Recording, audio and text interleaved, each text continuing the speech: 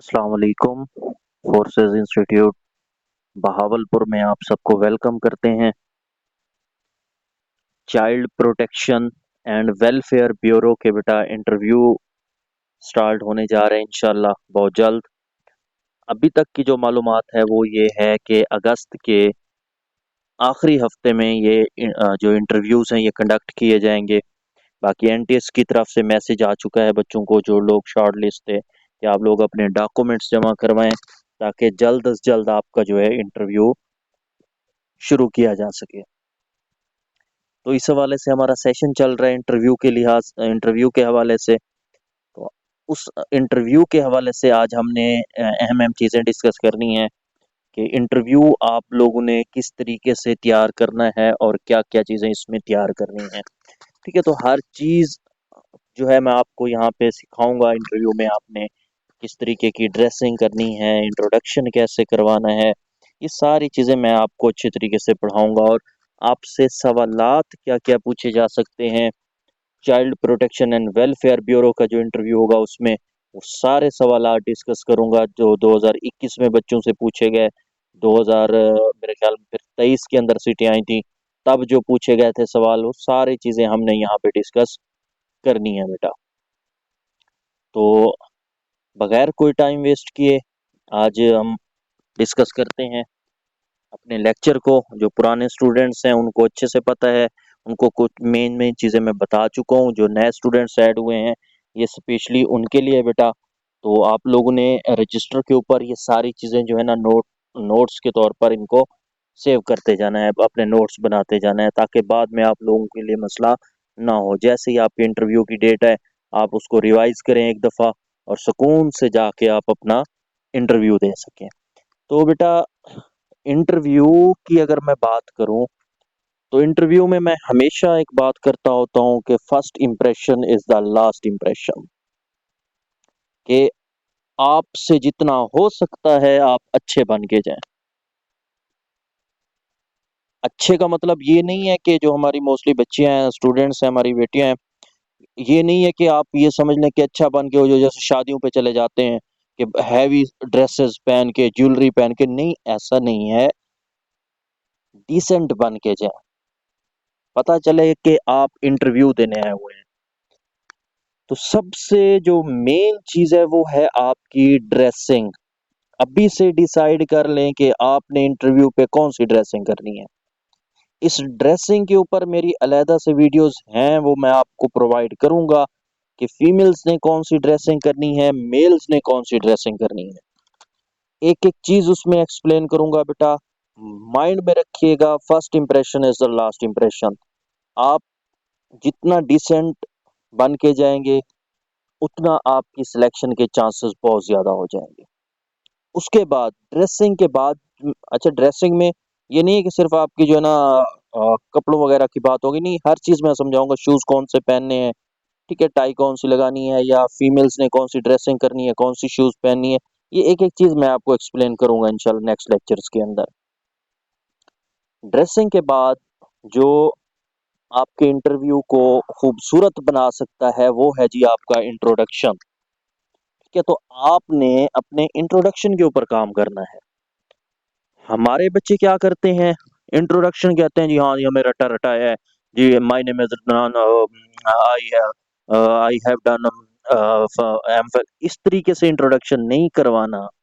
अगर आप यहाँ पे इस तरीके से इंट्रोडक्शन करवाएंगे तो आप अपनी सीट से हाथ धो बैठेंगे। इंट्रोडक्शन की प्रैक्टिस करनी है। इंट्रोडक्शन आपने लिख लेना है रजिस्टर के ऊपर। ये आप सबके जिम्मे असाइनमेंट है कि आप सब ने अपना इंट्रोडक्शन रजिस्टर के ऊपर लिखना है और उस इंट्रोडक्शन को बार बार रट्टे लगाने हैं, अच्छे तरीके से उसको याद करना है। जब आप उसको याद कर लें फिर आपने मुझे वॉइस करनी है। वॉइस में आपने मुझे अपना इंट्रोडक्शन करवाना है। ऐसे समझ लें आप मुझे इंटरव्यू दे रहे हैं। जब आप ऐसे समझेंगे और मुझे मैं आपसे पूछूंगा, हाँ जी इंट्रोड्यूस योर सेल्फ, तो आपने अपना इंट्रोडक्शन मुझे करवाना है। ये आपके जिम्मे असाइनमेंट है, आप लोग मुझे अपना इंट्रोडक्शन करवाएंगे। फिर मैं उसको चेक करूंगा कहाँ कहाँ आप मिस्टेक कर रहे हैं। तो जहां आपकी मिस्टेक होगी मैं उसको ठीक करके आपका इंट्रोडक्शन अच्छा सा बनवा के आपको दे दूंगा। अब अभी मैं ऐसे कहता रहा हूँ क्योंकि मुख्तलिफ बच्चे मेरे पास ऐड है, कोई लाहौर से है, कोई रावलपिंडी से है, कोई मरी से है, कोई जो है डीजी खान से है, कोई मुजफ्फरगढ़ से है, कोई तौसा से है, कोई बहावलपुर से है। तो उस लिहाज से फिर मेरे लिए अभी इंट्रोडक्शन को आपको बताना थोड़ा मुश्किल हो जाएगा। जब आप लोग मुझे अपना इंट्रोडक्शन भेजेंगे फिर मैं उसको एक्सप्लेन करके अच्छा सा बना के आपको समझा दूंगा। ये आप लोगों के ज़िम्मे असाइनमेंट है। 2 दिन में, क्योंकि बच्चे बहुत ज़्यादा हैं तो 2 दिन लग जाएंगे इसको कंप्लीट होने में। तो आप जैसे ही भेजेंगे, मैं मुझे जैसे जैसे टाइम मिलता जाएगा मैं आपको वो जो इंट्रोडक्शन है वो चेक करके बताता जाऊंगा। इन 2 चीज़ों के ऊपर बड़ा अच्छा काम करना है, ड्रेसिंग के ऊपर, इंट्रोडक्शन के ऊपर। ड्रेसिंग मैं आपको नेक्स्ट वीडियो में बताऊंगा कौन सी करनी है, कौन से ड्रेस लेने हैं, कौन से नहीं लेने, ठीक है। लेकिन माइंड में रखिएगा कोई कलरफुल और वो कोई ग्रीन, कोई नीले पीले इस तरह की कोई ड्रेस वगैरह पहन के नहीं जाना आपने, ठीक है। अच्छा, उसके बाद बेटा अगर हम आए इंटरव्यू पे, पुराने बच्चे हैं उनको मैं ये चीज़ें समझा चुका हूँ। जो नए बच्चे अभी ऐड हुए हैं, 15, मेरे ख्याल में 15-16 बच्चे पहले ऐड थे, तो उनको ये सारी चीज़ें पता हैं। तो बच्चों, इंटरव्यू के लिए हमेशा 4D फार्मूला इस्तेमाल होता है, ठीक है। तो 4D फार्मूला इस्तेमाल होता है, वो मैं बताता हूँ 4D है क्या। सबसे पहला है जी 1D। 1D किसको कहते हैं? 1D बच्चों कहते हैं स्टैंड फॉर डिग्री। आपने जो डिग्री की हुई है उससे रिलेटेड आपसे 1 या 2 सवाल, ये नहीं है कि डीप चले जाएंगे। आपने केमिस्ट्री की हुई है तो वो आपसे केमिस्ट्री के कोई इंतहाई मुश्किल फार्मूले पूछना शुरू कर दे, नहीं। आपने जुआलॉजी की हुई है तो आपसे बहुत डीपली कोई चीज नहीं, आपसे सिंपल सवाल पूछेगा आपकी डिग्री से रिलेटेड। जिन बच्चों ने मैट्रिक एफएससी बेस पे अप्लाई किया था उनसे जो है ना मोस्टली यही पूछ सकता है जी साइंस की डेफिनेशन क्या है, बियोलॉजी की हुई है तो बियोलॉजी की डेफिनेशन क्या है, इस तरह के सवाल आपसे वो पूछ सकता है।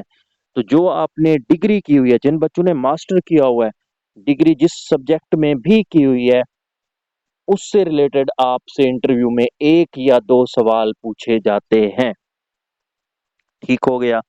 ये है फर्स्ट डी। तो अपनी डिग्री से रिलेटेड जो अहम अहम चीजें होती हैं ना उसको आपने देख के जाना है लाजमी। जिन बच्चों की चाइल्ड अटेंडेंट का है और एफएससी सिर्फ की हुई है, एफए किया हुआ है, ठीक है, तो उनको भी थोड़ा बहुत साइंस क्या है, ठीक है, केमिस्ट्री क्या है, बायो क्या है, इस तरह की जो चीजें हैं ना उनका पता होना चाहिए। उसके बाद बेटा ये हो गया 1D। उसके बाद 2D। 2D का क्या मतलब होता है? दूसरा जो डी है, 4D मैंने बताया ना, तो दूसरा डी होता है जी डिस्ट्रिक्ट प्रोफाइल। और अपनी डिस्ट्रिक्ट प्रोफाइल के ऊपर आपने लाजमी काम करना है।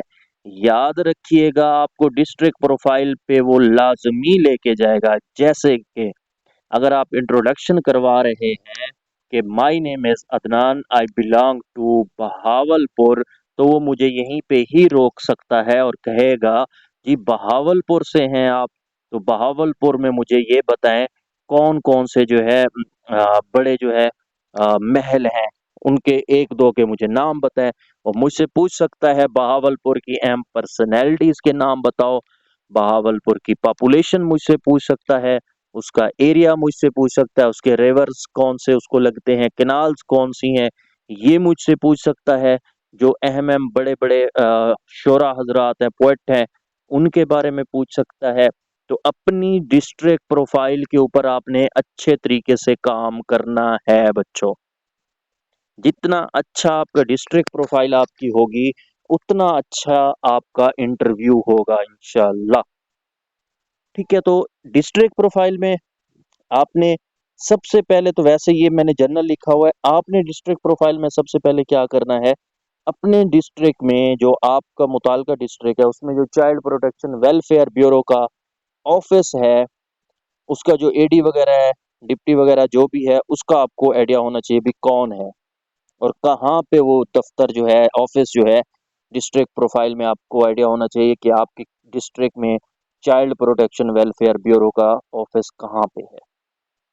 उसके बाद आपका जो ज़िला है, डिस्ट्रिक्ट है, उसका एरिया कितना है, उसकी पॉपुलेशन कितनी है, उसमें अहम पर्सनैलिटीज़ कौन है, वो सियासी भी हो सकती हैं, वो मजहबी भी हो सकती हैं, रिवर्स कौन से आपके डिस्ट्रिक्ट के करीब लगते हैं, कैनाल्स कौन सी लग रही हैं, पोर्ट कौन से हैं, जियोग्राफी कौन सी है। जियोग्राफी का क्या मतलब है कि बेसिकली आपका जो ज़िला है उसके नॉर्थ पे कौन सा ज़िला है, उसके साउथ पे कौन सा है, उसके वेस्ट पे कौन सा है, उसके ईस्ट पे कौन सा ज़िला है।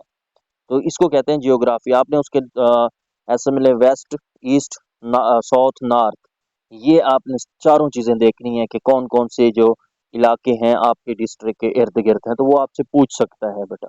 ठीक है, आपके एरिया में कोई आप कह सकते हैं कि कोई अ, बिजली बनाने वाली जगह है, इस तरह का कोई प्लांट है, पावर प्लांट है, वो आपसे पूछा जा सकता है। तो ये सारी चीज़ें जो है इनके ऊपर आपने अच्छे तरीके से कहा। कोई मिल है उसके बारे में आपसे पूछा जा सकता है, तो इसके ऊपर आपने बड़े अच्छे तरीके से काम करना है। ये डिस्ट्रिक्ट प्रोफाइल आपने खुद बनानी है, मुझे भेजेंगे, मैं बताऊंगा कहाँ कहाँ मिस्टेक है। और दूसरा, डीपीओ कौन है, आरपीओ कौन है, ये भी आपको माइंड में थोड़ा बहुत होना चाहिए। आपके डिस्ट्रिक्ट का जो डीपीओ है, आरपीओ है, वो कौन है, या असिस्टेंट कमिश्नर आपकी तहसील का कौन है, ये भी आपको माइंड में रखना चाहिए। उसके बाद बच्चों हमारे पास होता है तीसरा डी और चौथा डी। चार डी कहे थे, दो डी हो गए, एक आपकी डिग्री हो गई, एक आपका डिस्ट्रिक्ट हो गया। अब है थ्री डी। थ्री डी में तीसरा जो डी है ये है जी डिपार्टमेंट। कौन सा डिपार्टमेंट? Previous department. अब प्रीवियस डिपार्टमेंट का क्या मतलब है? प्रीवियस डिपार्टमेंट का मतलब ये है कि आप पहले किस जगह काम करते थे, किसी मॉल के अंदर काम करते थे, किसी प्राइवेट स्कूल में काम करते थे, किसी एनजीओ के साथ काम करते थे, मतलब आपका प्रीवियस डिपार्टमेंट क्या था। आप सरकारी जॉब करते थे, प्राइवेट जॉब करते थे, जो भी करते थे, ये आपने अच्छे तरीके से करके जाने। मतलब आपको ये पता होना चाहिए भी, आपने जब बताना कि प्रीवियस मैं ये करता रहा हूँ, तो वो उस डिपार्टमेंट से आपसे पूछ सकता है कि वो डिपार्टमेंट कैसा था, अच्छा था, बुरा था, या आप उसको छोड़ के क्यों न्यू डिपार्टमेंट में आना चाहते हैं। तो प्रीवियस डिपार्टमेंट जो है उसकी तकरीबन आपको सारी मालूमात अच्छे से होनी चाहिए। ये है आपके पास थ्री डी, मतलब प्रीवियस डिपार्टमेंट से भी आपसे एक दो सवाल वो पूछ सकता है। उसके बाद बच्चों आखिरी डी है, और आखिरी डी किसको कहते हैं? ये भी डिपार्टमेंट है, लेकिन कौन सा है? New department. न्यू डिपार्टमेंट मतलब आप जिस डिपार्टमेंट में इंटरव्यू देने आए हुए हैं उसके मुतालिक तो वैसे भी आपसे डेफिनेटली वो सवालात पूछेगा जो इंटरव्यू ले रहा है। ठीक है, और वो न्यू डिपार्टमेंट में आप कौन से डिपार्टमेंट में आए हुए हैं इंटरव्यू देने? Child protection and welfare bureau के अंदर। तो चाइल्ड प्रोटेक्शन वेलफेयर ब्यूरो के बारे में वो आपसे बड़े अच्छे तरीके से सवालात पूछेगा। इसके ऊपर आपने बड़े अच्छे तरीके से काम करके जाना है। मैं भी आपको नेक्स्ट इनके जो है ना डिटेल पूरी बताऊंगा कि चाइल्ड प्रोटेक्शन एंड जो वेलफेयर ब्यूरो है, ये है क्या, किस तरीके से काम करती है। अभी भी इस वीडियो के अंदर मैं थोड़ा बहुत इसका आपको आइडिया लाजमी दे देता हूँ न्यू डिपार्टमेंट के बारे में। ठीक है, तो ये 4D याद रखिएगा जी। 1D आपका डिग्री, 2D आपकी डिस्ट्रिक्ट प्रोफाइल हो गई, 3 जो है प्रीवियस डिपार्टमेंट, और 4D जो है न्यू डिपार्टमेंट हो गया। तो न्यू डिपार्टमेंट आप इंटरव्यू देने आए हुए हैं, किसका? Child protection and welfare bureau का बच्चों। तो child protection and welfare bureau क्या है? तो ये सवाल डेफिनेटली पूछा जाएगा कि जो child protection and welfare bureau है ये है क्या। तो बच्चों ये एक तरह का डिपार्टमेंट है जो क्या करता है, डेस्टिट्यूट और निगलेक्टेड जो चिल्ड्रंस होते हैं, मतलब बेसहारा और जो नजरअंदाज किए गए बच्चे होते हैं, ये उनकी प्रोटेक्शन और जो वेलफेयर है उसका काम करता है। तो child protection and welfare bureau का काम होता है डेस्टिट्यूट और निगलेक्टेड, मतलब बेसहारा और नजरअंदाज किए जाने वाले जो बच्चे हैं उनकी केयर करना, उनकी रिहैबिलिटेशन करना, मतलब उनकी बहाली का काम करना, उनकी एजुकेशन और उनकी ट्रेनिंग करवाना, किसका काम होता है? Child protection and welfare bureau का काम होता है। ठीक हो गया। तो ये चाइल्ड प्रोटेक्शन और वेलफेयर ब्यूरो के बारे में हो गया कि ये है क्या। तो ये जो बेसहारा बच्चे होंगे, बच्चों नजरअंदाज किए जाने वाले बच्चे होंगे, उनकी ये देखभाल करेगा, उनकी प्रोटेक्शन और वेलफेयर का काम जो है ये चाइल्ड प्रोटेक्शन और वेलफेयर ब्यूरो के अंडर आता है। उसके बाद बेटा ये जो चाइल्ड प्रोटेक्शन वेलफेयर ब्यूरो है, ये कब बनाया गया जी? परवेज मुशर्रफ साहब, जनरल परवेज मुशर्रफ, अब सबको पता है मुशर्रफ साहब का। ठीक है, तो 2000 बल्कि 1999 से लेकर 2008 तक जो है मुशर्रफ साहब का दौर रहा है। तो मार्च 2004 के अंदर मुशर्रफ साहब ने child protection and welfare bureau का जो है इफ्तिताह, आप कह सकते हैं, ये जो डिपार्टमेंट है इसको ओपन किया था। तो ये मुशर्रफ साहब के दौर में ये डिपार्टमेंट बनाया गया, मार्च 2004 में। अच्छा, इसका काम, इसके ऑब्जेक्टिव्स क्या हैं बेटा? इसके ऑब्जेक्टिव्स की बात करें कि इसका मकसद क्या है, ये जो चाइल्ड प्रोटेक्शन वेलफेयर ब्यूरो है, इसका मकसद क्या है? तो इसका मकसद, जो ऑब्जेक्टिव्स हैं वो क्या है? Protect children from criminals. तो क्रिमिनल्स जो हैं उनसे बच्चों को प्रोटेक्ट करना। ठीक है, जो क्रिमिनल्स हैं उनसे बच्चों की हिफाजत करना। दूसरा, बेसहारा नज़रअंदाज किए जाने वाले जो बच्चे हैं उनको फूड और शेल्टर प्रोवाइड करना। इसके अलावा उनको एजुकेशन और स्किल देना। उनको reunification of the children with family, मतलब कुछ बच्चे अगर अपनी फैमिली से अलग हैं तो उनको रीयूनिफाई करना, उनको जो है ना फैमिलीज के साथ मिलवाना। बच्चों की हेल्थ केयर के बारे में ख्याल करना। Child protection codes for children issue, के बच्चों के जो इश्यूज हैं उसके लिए चाइल्ड प्रोटेक्शन और वेलफेयर ब्यूरो ने बच्चों स्पेशल कोड्स बनाई हुई हैं, जहाँ पे उन बच्चों के इश्यूज जो हैं वो डिस्कस किए जाते हैं। तो ये सारी उसकी ऑब्जेक्टिव्स में आ जाते हैं। और जो हेल्पलाइन है, ठीक है, और हेल्पलाइन क्या है जी चाइल्ड प्रोटेक्शन वेलफेयर ब्यूरो की, ये आपको अच्छे से याद होनी चाहिए, क्योंकि ये आपसे पूछा भी जाएगा कि चाइल्ड प्रोटेक्शन वेलफेयर ब्यूरो की हेल्पलाइन क्या है। तो वो है जी 1121। ठीक है, भूल नहीं जाना, ये ना हो 1122 कहते रहो। 1122 नहीं है, 1121 है। ये है चाइल्ड प्रोटेक्शन वेलफेयर ब्यूरो की बच्चों हेल्पलाइन। तो ये कुछ चीज़ें थी child protection and welfare bureau के बारे में। अभी बहुत सी और भी चीज़ें रहती हैं, वो मैं इंशाल्लाह आपको नेक्स्ट लेक्चर, लेक्चर नंबर 2 के अंदर एक्सप्लेन करके सारी चीज़ें अच्छे से समझा दूंगा। तो ये चीज़ें हैं जी, आपने करनी है। बेशक आप जो ड्रेस सेलेक्ट अगर किसी ने किया हुआ वो मुझे अपना ड्रेस भी दिखा सकता है, मैं बता दूंगा जी इंटरव्यू के लिए बेहतर है या नहीं। शूज़ भी इसी तरीके से है। और इंट्रोडक्शन आपके ज़िम्मे असाइनमेंट है, वो आपने मुझे बताना है। डिस्ट्रिक्ट प्रोफाइल के ऊपर काम करें, बाकी चीज़ें हम इंशाल्लाह नेक्स्ट वीडियो में डिस्कस करेंगे। थैंक यू एंड अल्लाह हाफिज़ बच्चों।